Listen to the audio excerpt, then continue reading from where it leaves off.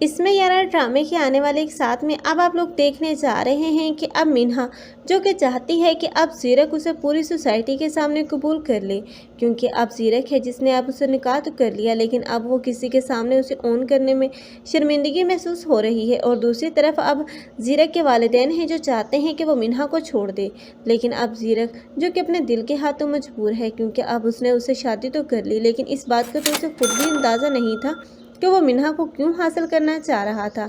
लेकिन अब जब मिन्हा को छोड़ने की बात आएगी तब उसे पता चलेगा कि वो कितनी शिद्दत से अब मिन्हा से मोहब्बत करता है।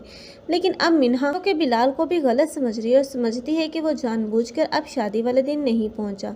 लेकिन जब मिन्हा के सामने ये असलियत आएगी कि अब ज़ीरक वही इस सारे मामले के पीछे है, तब ज़ीरक से अब एक बार फिर से दूरियां देखने को मिलेंगी, क्योंकि जैसे ही मिन्हा अब ज़ीरक के करीब होना शुरू होगी वैसे ही अब सच्चाई का सामने आ जाना इन दोनों के रिश्ते में एक बहुत बड़ी खला पैदा कर देगा।